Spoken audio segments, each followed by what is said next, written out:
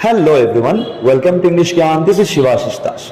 Today I have come up with a video on Class 10 English Prose Nelson Mandela Long Walk to Freedom. In this video I shall discuss all the important points of this chapter. This will help the students to understand the chapter better and also prepare them for the MCQs that will be asked in the examination. But before we start, don't forget to like the video, and if you are a new member to this family, don't forget to subscribe to the channel.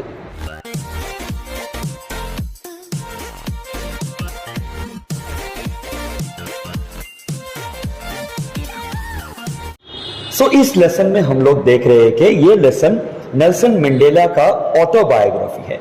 Now what is autobiography? Autobiography is a story of a person written by the person himself.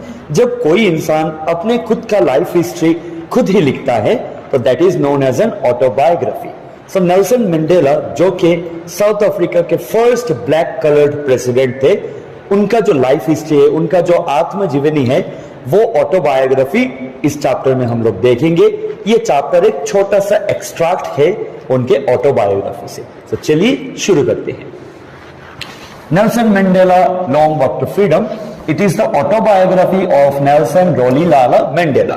ये एक autobiography है Nelson Mandela का, और Nelson Mandela का full name है Nelson रोलिह्लाला Mandela. सो इस chapter में हम लोग क्या देखते हैं कि साउथ अफ्रीका में देयर वाज ए सिस्टम, एक पॉलिटिकल सिस्टम हुआ करता था जिसका नाम था अपार्थाइड. सो अपार्थाइड क्या था? Apartheid was a political system that separates people according to their race. South Africa में क्या हुआ करता था? There was a political system जिसका नाम था अपार्थाइड. तो उस पॉलिटिकल सिस्टम में क्या होता था?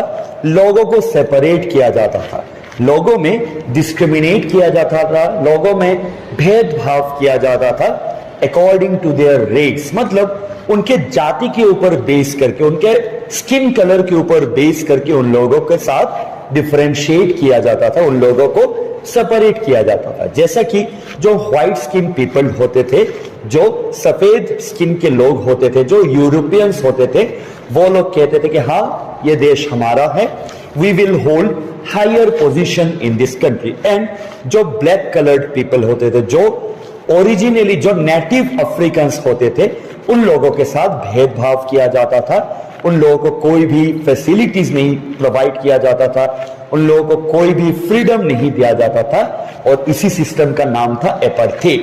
सो we must remember apartheid is a political system that separates people according to their race. उनके रेस के ऊपर, उनके रेस के बेसिस पे उन लोगों को सेपरेट किया जाता था. सो मंडेला ने ही फॉर्म्ड ए पॉलिटिकल पार्टी, और rather he joined the political party जिसका नाम था अफ्रीकन नेशनल कांग्रेस. ये मंडेला का पॉलिटिकल पार्टी था. तो मंडेला ने ये पॉलिटिकल पार्टी ज्वाइन किया क्योंकि वो चाहते थे कि साउथ अफ्रीका को और साउथ अफ्रीका के लोगों को इस अपार्थाइड सिस्टम से वो बाहर निकाले. He wanted to make his people free. So उन्होंने क्या किया? He joined the African National Congress, और ये ज्वाइन करके उन्होंने फ्रीडम स्ट्रगल स्टार्ट किया साउथ अफ्रीका को आजादी दिलाने के लिए, साउथ अफ्रीका को इस अपार्थाइड के सिस्टम से रिलीफ दिलाने के लिए. और उनके फ्रीडम स्ट्रगल में क्या हुआ? ही स्पेंट 30 years इन प्रिजन.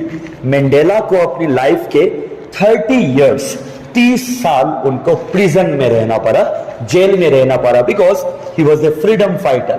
उनको व्हाइट गवर्नमेंट के जो लोग थे, उन लोगों ने उनको बंदी बना के जेल में भेज दिया था, because he was protesting against the government. तब हुआ करता था व्हाइट पीपल का rule, and Mandela was protesting against that, so he was sent to prison. उन्होंने अपने जीवन के 30 years जेल में काटे थे. So he sacrificed a lot for his country. First democratic elections held in 1994. लेकिन इतना स्ट्रगल करते करते करते करते पहली बार साउथ अफ्रीका में पहली बार डेमोक्रेटिक इलेक्शंस हुए थे. इससे पहले कोई भी डेमोक्रेटिक इलेक्शंस नहीं हुआ करता था, लेकिन पहली बार साउथ अफ्रीका में डेमोक्रेटिक इलेक्शंस हुआ इन द ईयर 1994. 1994 में पहली बार साउथ अफ्रीका में इलेक्शंस हुए, जनरल इलेक्शंस हुए, डेमोक्रेटिक इलेक्शंस हुए, और उस इलेक्शन में ANC मतलब अफ्रीकन नेशनल कांग्रेस वो जीत गया. अफ्रीकन नेशनल कांग्रेस ने 400 सीट्स में 252 सीट्स उन्होंने जीत लिया। तो जब वो अफ्रीकन नेशनल कांग्रेस पार्टी जीत गया तो क्वाइट नेचुरली अब साउथ अफ्रीका में उनका गवर्नमेंट फॉर्म होना था। और उन्होंने क्या किया, उन्होंने मंडेला को अपना प्रेसिडेंट चूज किया। उन्होंने कहा कि Mandela will be the first black president of South Africa. So इतने स्ट्रगल के बाद, इतना कुछ होने के बाद मंडेला का जो पार्टी था अफ्रीकन नेशनल कांग्रेस, वो इलेक्शंस जीत गए। उन्होंने 400 सीट्स में 252 सीट्स उन्होंने जीत लिया और Mandela was now slated to become the first black president of South Africa. ये कहानी और ये चैप्टर यही से शुरू होता है। मंडेला जब वो प्रेसिडेंट बनने होते हैं, उनको एक शपथ लेना होता है। We all know whenever someone is elected as the president or the prime minister or any kind of a minister, he or she has to take an oath. उनको एक शपथ लेना होता है। तो मंडेला को भी एक ऐसा ही एक शपथ लेना होता है। तो ये शपथ अटेंड करने के लिए बहुत से देशों से बहुत से लोग आते हैं, वर्ल्ड लीडर्स आते हैं मंडेला को कांग्रेचुलेट करने। और मंडेला क्या बोलते हैं सभी को, यही से चैप्टर शुरू होता है। So we see that Mandela ने अपने स्वेरिंग सेरेमनी को, मतलब जब वो शपथ लेने वाले थे, उस सेरेमनी को उन्होंने एक नाम दिया था। He called it the inauguration ceremony. Inauguration का मतलब क्या होता है, मतलब जब कुछ नया चीज हम लोग स्टार्ट करने वाले होते हैं, हम जब उसका ओपनिंग करने वाले होते हैं, हम कहते हैं कि हम लोग उसका इनॉग्रेशन कर रहे हैं। सो मंडेला आल्सो सेड दैट उनके देश में आज इनॉग्रेशन सेरेमनी था, उनका शपथ सेरेमनी नहीं था। ये उन्होंने क्यों कहा होगा, बिकॉज आज से उनके देश में एक नया गवर्नमेंट आने वाला था, एक नया दौर शुरू होने वाला था। It was the beginning of a new style or a new way of life in South Africa. So he said that it was an inauguration ceremony. And वहां पे क्या हुआ था, the swearing ceremony or the inauguration ceremony was held in the Union Buildings Amphitheatre in Pretoria. South Africa में एक शहर है जिसका नाम है प्रिटोरिया।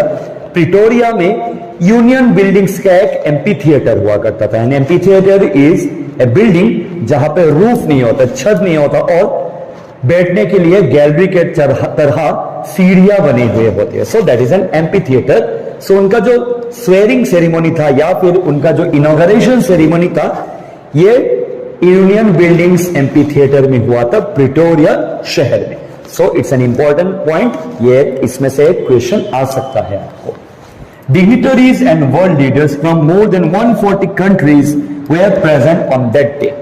और उस दिन लगभग 140 कंट्रीज से वर्ल्ड लीडर्स और डिग्निटरीज आए थे वहां मंडेला के इस खुशी में शामिल होने के लिए। Many dignitaries and many world leaders from more than 140 countries were present on that day. और वो क्यों प्रेजेंट थे, मंडेला को बधाई देने के लिए, मंडेला को कांग्रेचुलेट करने के लिए वो सभी लोग आए थे। और वो दिन कौन सा दिन था जब मंडेला ने शपथ लिया था, मतलब इनॉग्रेशन सेरेमनी कब हुआ था, you must remember it was held on 10th May 1994। 10th May 1994 को मंडेला ने शपथ लिया था as the first black president of South Africa. और यह शपथ कहा हुआ था, यूनियन बिल्डिंग्स के एम्पीथिएटर में हुआ था, प्रिटोरिया शहर में। Mandela was accompanied by his daughter Zenani. तो वो तो मंडेला के लिए एक बहुत ही स्पेशल दिन था। सो मंडेला के साथ उनकी डॉटर गई थी जिसका नाम था Zenani. So you will get a question, Mandela के डॉटर का नाम क्या था, इट्स ज़नानी। और मंडेला से पहले दो और लोगों ने भी शपथ लिया था। वी ऑल नो दैट एक सिस्टम में, गवर्नमेंट के सिस्टम में अगर प्रेसिडेंट रहता है तो प्रेसिडेंट के अंदर दो और लोग रहते हैं, प्रेसिडेंट के नीचे दो और लोग रहते हैं, वो है the first deputy president and the second deputy president. Ranking के तरफ से अगर हम देखें तो प्रेसिडेंट सबसे ऊपर होते हैं, फिर होते हैं फर्स्ट डेप्यूटी प्रेसिडेंट और फिर होते हैं द सेकंड डेप्यूटी प्रेसिडेंट। और जब शपथ लिया जाता है तब रिवर्स ऑर्डर में लिया जाता है। जैसा कि जब भी कोई प्राइज दिया जाता है तो पहले थर्ड प्राइज, फिर सेकंड प्राइज, फिर फर्स्ट प्राइज दिया जाता है। वैसे ही पहले शपथ किन्होंने लिया था, mister de Klerk first sworn in as the second deputy president.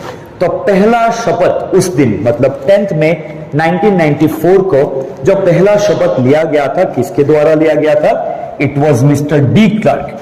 He first sworn in, but he was sworn in as the second deputy president. उन्होंने second deputy president का शपथ लिया था. फिर किन्होंने शपथ लिया?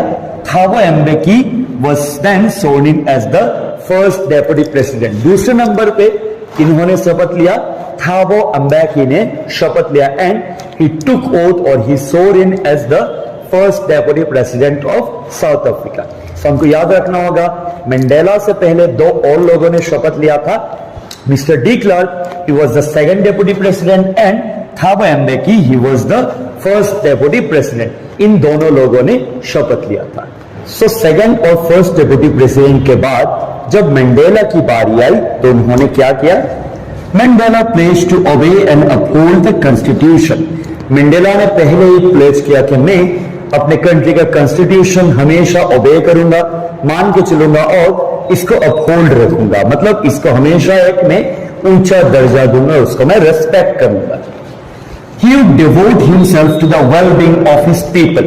मंडेला ने ये भी प्लेज किया, ये भी प्रॉमिस किया कि मैं अपनी पूरी जिंदगी में दे दूंगा, मैं खुद को डिवोट कर दूंगा एकदम पूरा, मैं अपना पूरा जिंदगी में किसके नाम कर दूंगा? मेरे देश के लोग और मेरे देश के नाम कर दूंगा. और जैसा कि उन्होंने किया भी, इनफैक्ट वो प्रेसिडेंट बनने के पहले भी उन्होंने अपना पूरा लाइफ ही देश के नाम कर दिया था, जिस वजह से वो 30 इयर्स जेल में भी रहे. सो मंडेला ने उस दिन भी यही प्रॉमिस किया कि मैं I will devote my whole life to the wellbeing of the people and of my country. It was a common victory for justice, peace and human dignity. Mandela ने कहा कि ये आज का जो जीत है ये अफ्रीकन नेशनल कांग्रेस या फिर नेल्सन मंडेला का जीत नहीं है, ये कॉमन जीत है, ये सभी का जीत है. किसका जीत है? ये है जस्टिस का जीत, ये है न्याय का जीत और ये है पीस का जीत. मतलब आज से देश में शांति होगी तो ये है शांति का जीत, और ये है जीत ह्यूमन डिग्निटी का. ह्यूमन बींग्स का जो डिग्निटी है, हमारा जो सेल्फ रेस्पेक्ट है, उसका ये जीत है. तो ये ना कि नेल्सन मंडेला का जीत है, ना ही ये अफ्रीकन नेशनल कांग्रेस का जीत है, ये सब है ह्यूमन बींग्स का जीत. मंडेला ने और भी कुछ प्रॉमिस किया. He promise that he would liberate the people from the bondage of poverty, deprivation, suffering, gender and other discrimination. Mandela ने एक और चीज भी प्रॉमिस किया. उन्होंने कहा कि हाँ, हम लोगों ने तो अपने देश से अपार्थाइड को हटा दिया है, लेकिन कुछ कुछ चीजें और भी रह गए, और मैं उन्हीं चीजों से अपने देश को मैं आजादी दिलाऊंगा. और वो क्या चीजें हैं?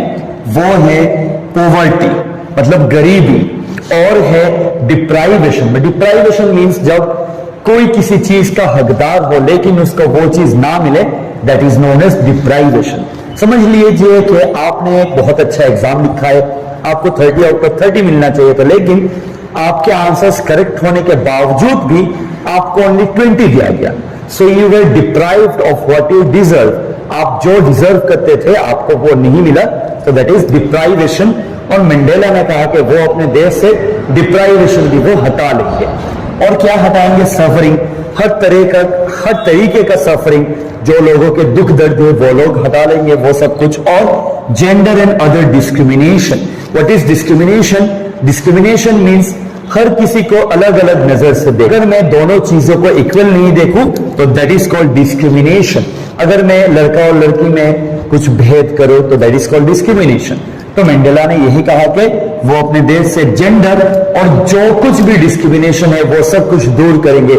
जैसा कि अपार्थाइड था, ब्लैक और व्हाइट में डिस्क्रिमिनेट किया जाता था, वो ये भी रिमूव कर लेंगे. सो मंडेला प्लेस्ड वो ये सारी चीजें अपने देश से रिमूव करेंगे. और एंड में अपने स्पीच के उन्होंने क्या कहा? Freedom will reign. मंडेला ने कहा कि आज तक मेरे देश में व्हाइट पीपल का राज था, व्हाइट पीपल रीन करते थे, लेकिन आज से मेरे देश में फ्रीडम विल रीन, आजादी का राज होगा.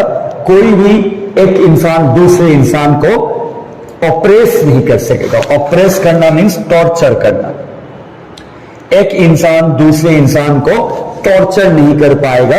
हमारे देश में आज से सभी लोग आजाद होंगे. और यही कह के मंडेला ने अपना स्पीच खत्म कर दिया. सो आई होप आप सभी को ये सारे पॉइंट समझ में आया होगा.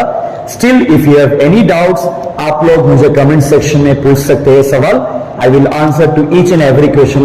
और इसी चैप्टर के जो नेक्स्ट पार्ट से वो मेरे आने वाले वीडियोस में आएंगे। सो अगर आप वो सारे वीडियोस देखना चाहते हैं तो stay tune to English Gyan, and for more such interesting content on English, stay tune to English Gyan. Keep learning and keep sharing. Thank you.